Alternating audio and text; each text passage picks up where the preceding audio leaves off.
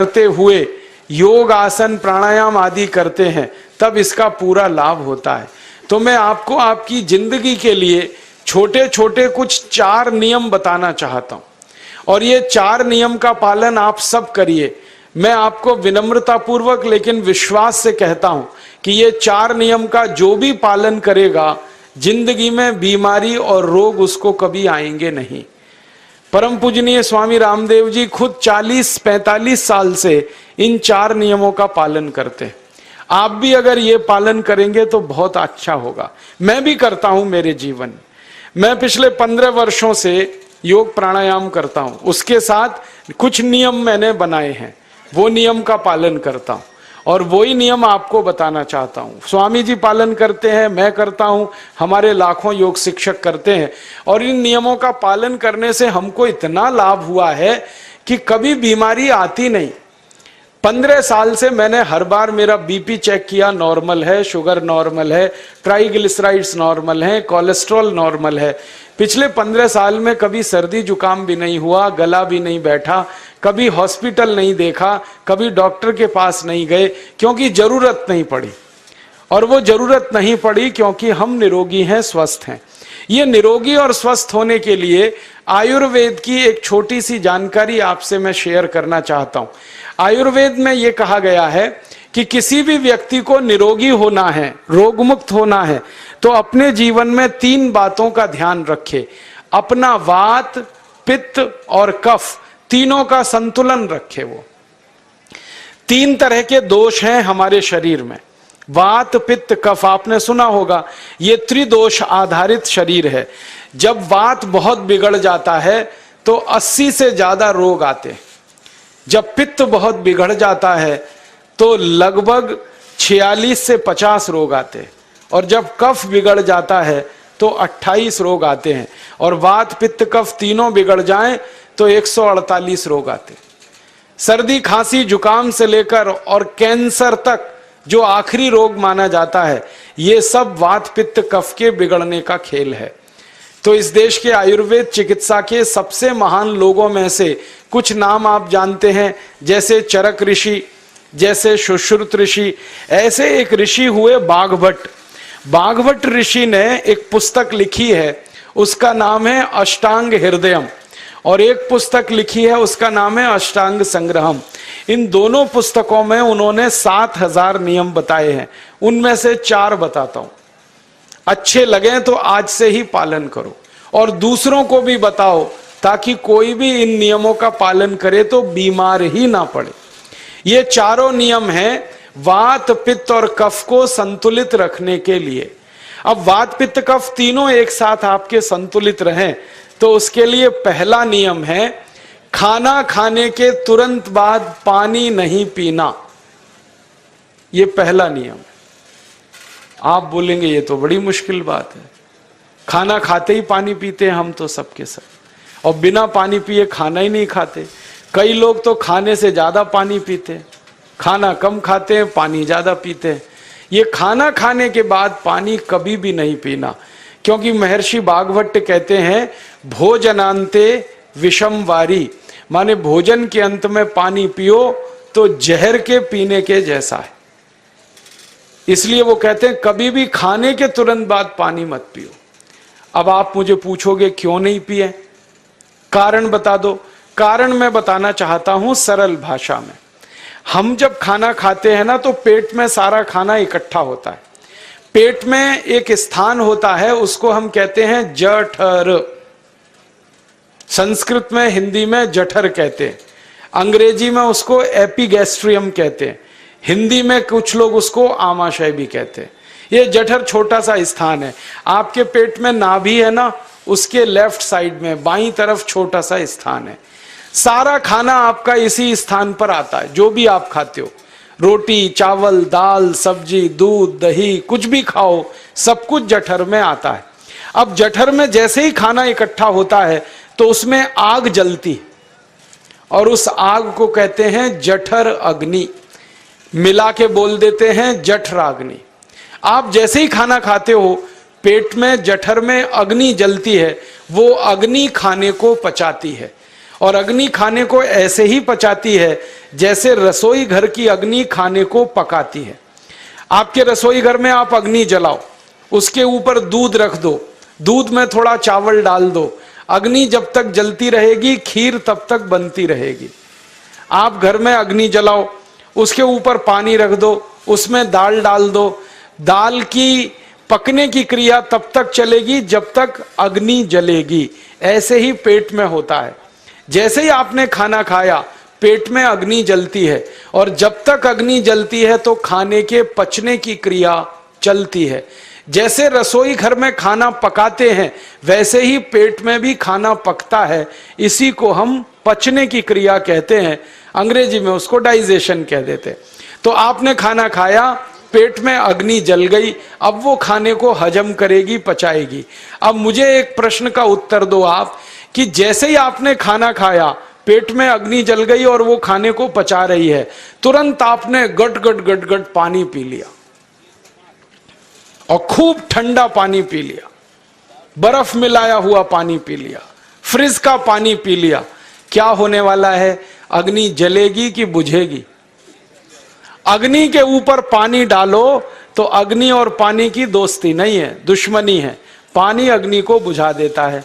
तो आपने खाना खाया, अग्नि जली, पीछे से गटगट पानी पी लिया, अब अग्नि शांत हो गई, अब खाना पचेगा नहीं, तो वो पेट में पड़ा पड़ा सड़ेगा, और सड़ा हुआ खाना 100 से ज्यादा विष पैदा करेगा, और वो 100 विष आपकी जिंदगी को नरक बना देंगे और जिंदगी भर आप बीमार पड़े रहेंगे। आपको मालूम है, कई लोग कहते हैं मुझे पेट में बहुत गैस बनती है। ये गैस उन्हीं को बनती है जिनका खाना हजम नहीं होता। कोई लोग कहते हैं कि मुझे पेट में जलन होती है, ये जलन उन्हीं को होती है जिनका खाना पचता नहीं। कोई कहते हैं कि मेरे पेट में एकदम गुम हो जाता है, फूल जाता है, ये सब वो लक्षण हैं जब खाना पचता नहीं। तो खाना पचेगा नहीं तो सड़ेगा, सड़ेगा तो विष पैदा करेगा, और वो विष आपको बीमार करेंगे। इसलिए महर्षि भागवत ने कहा, खाना खाते ही पानी मत पियो। समझ में आया? फिर आप बोलोगे कितनी देर तक नहीं पिए? कम से कम 1 घंटे तक। 1 घंटे बाद पानी पियो। आप बोलोगे जी 1 घंटा क्यों? ये जो अग्नि जलने की क्रिया है ये लगभग 1 घंटे तक ही चलती है पेट में, उसके बाद अग्नि अपने आप शांत हो जाती है, उसके बाद पानी पी लो। तो खाना अगर 10 बजे खाया तो 11 बजे पानी पियो, 11 बजे खाया तो 12 बजे पियो, 12 बजे खाया तो 1 बजे पियो, 1 घंटे बाद पानी पियो। अब आपके मन में यह सवाल आ सकता है कि खाना खाने के पहले पी लें क्या? हाँ पी लो, 40 मिनट पहले पेट भर के पानी पी लो। 10 बजे खाना खाना है, 9:20 पे खूब पानी पी लो, जितना पी सकते हो। 11 बजे खाना खाना है, 10:20 पे पी लो, खूब पानी पी लो, 40 मिनट पहले। आप और एक सवाल पूछ सकते हो कि अच्छा ठीक है, खाने के बाद पानी तो नहीं पिएंगे, कुछ और पी सकते हैं क्या पानी को छोड़कर? तो उसके लिए भागवत जी कहते हैं कि खाने के तुरंत बाद अगर पीना है तो दही की लस्सी पियो, मट्ठा। खाने के बाद अगर तुरंत पीना है तो फलों का रस पियो, गन्ने का रस पी लो, संतरे का रस पी लो, मौसमी का रस पी लो, अनार का रस पी लो। अब आप कहोगे ये सब महंगी महंगी चीजें बता रहे हैं, गन्ने का रस, संतरे का रस, अनार का रस, पैसे तो है नहीं। तो सबसे सस्ता रस है नींबू का ही रस पी लो, शिकंजी बना के पी लो, वो तो सबसे सस्ता है। तो खाना खाने के बाद या तो दही की लस्सी पियो या रस पियो। और एक तीसरी चीज है, दूध पी सकते। तो खाने के तुरंत बाद पीना है तो दही की लस्सी या मट्ठा, खाने के तुरंत बाद पीना है तो कोई फल का रस, खाने के तुरंत बाद पीना है तो दूध। पानी 1 घंटे बाद पियो। और अगर एक बात ध्यान रखो तो अच्छा है कि सवेरे खाना खाते हैं जिसको हम ब्रेकफास्ट कहते हैं, नाश्ता, तो फलों का रस पीना अच्छा, दोपहर को खाना खाएं तो लस्सी और मट्ठा पीना अच्छा, और रात का खाना खाएं तो दूध पीना अच्छा। जो लोग इस नियम का पालन कर सकते हैं जिंदगी में कभी भी 80 रोग उनको नहीं हो सकते। वात पित्त कफ तीनों ही इस एक छोटे से नियम से संतुलित रहते हैं। तो ये पहला नियम मैंने आपसे कहा। दूसरा नियम एक और है, और वो नियम ये है कि पानी कभी भी पियो, घूट घूट भर के पियो। जैसे गरम चाय पीते हैं, गरम कॉफी पीते हैं, गरम दूध पीते हैं, एक एक घूट भर के, एक एक सिप करके, ऐसे ही पानी पीने की आदत डालो। ये मुंह में एक बार गिलास लगा लिया, गटागट उसको खाली कर दिया, ये तरीका गड़बड़ है। एक घूट पानी, दो घूट पानी एक बार में उतना ही पियो। आप बोलोगे ये क्या चक्कर है? बात ऐसी है कि एक एक घूट पानी जब हम पीते हैं तो मुंह की लार पानी के साथ मिलकर पेट में अंदर जाती है, और ये जो मुंह की लार होती है ये क्षारीय होती है, और पेट में हमेशा अम्ल बनता रहता है। तो एक घूट पानी पिया, मुंह की लार इसके साथ अंदर गई, दो घूट पिया और ज्यादा गई, बार बार लार अंदर जाएगी तो क्षार पदार्थ पेट के अम्ल के साथ मिलेगा। पेट में अम्ल बनता है, मुंह में लार क्षारीय होती है। तो ये क्षार को अम्ल में मिला दिया जाए और ये अच्छे तरीके से मिलकर पेट में जाए तो कभी भी कोई व्यक्ति के पेट को अम्लता नहीं होती, एसिडिटी नहीं होती। और पेट में अम्लता नहीं होती तो रक्त में अम्लता नहीं होती, और जिनके रक्त में अम्लता नहीं होती उनकी जिंदगी में कभी भी वात पित्त कफ के असंतुलन की स्थिति पैदा नहीं होती। इसलिए पानी घूट घूट करके पीना। मैं आपको एक छोटा सा मेरा ऑब्जर्वेशन बताता हूं, परीक्षण। आप भारत देश में या दुनिया में कहीं भी जाओ, मनुष्य को छोड़कर पशु पक्षियों को देखना शुरू करो, वो पानी कैसे पीते। किसी चिड़िया को पानी पीते हुए देखो, किसी पक्षी को पानी पीते हुए देखो, वो चोंच के एक बूंद ही के बराबर ही पानी उठाता है। एक बार में एक बूंद पानी लेगा, फिर थोड़ी देर चोंच चलाएगा, फिर पिएगा, फिर दूसरी बूंद लेगा, फिर चोंच चलाएगा, फिर पिएगा, फिर तीसरी बूंद। एक एक बूंद पक्षी पानी पीता है। कुत्ते को पानी पीते हुए देखो, चाट चाट के पानी पीता है। शेर को पानी पीते हुए देखो, चाट चाट के पानी पीता है। जितने जानवर चाट कर पानी पीते हैं, जितने पक्षी एक एक घूंट पानी पीते हैं, किसी भी पक्षी और किसी भी जानवर को डायबिटीज नहीं है, किसी को अर्थराइटिस नहीं है, कोई पक्षी ओवरवेट नहीं है, कोई पशु ओवरवेट नहीं है। वो सब स्लिम और ट्रिम है, क्योंकि वो इतने होशियार हैं कि पानी चाट के पीते हैं या घूट घूट करके पीते। अब मुझे ये हैरानी होती है कि ये पशु पक्षियों को कौन सिखाता है? वो अपने जन्म से ये ज्ञान सीख के आते। उनका कोई गुरु नहीं है, उनका कोई विद्यालय नहीं है, उनके कोई प्रशिक्षण शिविर नहीं लगते, फिर भी उनको इतनी अकल है कि पानी घूट घूट पीना। और हम ये मनुष्य जिनके इतने गुरु, इतने विद्यालय, इतने कॉलेज, सीखने वाले, सिखाने वाले, और हम मूर्खों के मूर्ख गटागट गटागट पानी पीते रहते।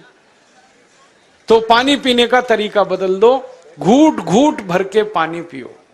ये दूसरा नियम है।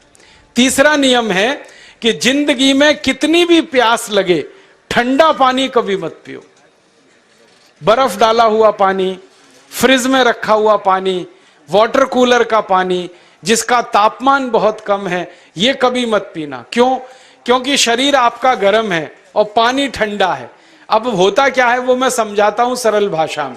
पेट तो गर्म है, अब इसमें ठंडा पानी डाल दिया आपने तो अंदर झगड़ा होता है। और झगड़ा क्या होता है? या तो पानी पेट को ठंडा करेगा या पेट पानी को गर्म करेगा।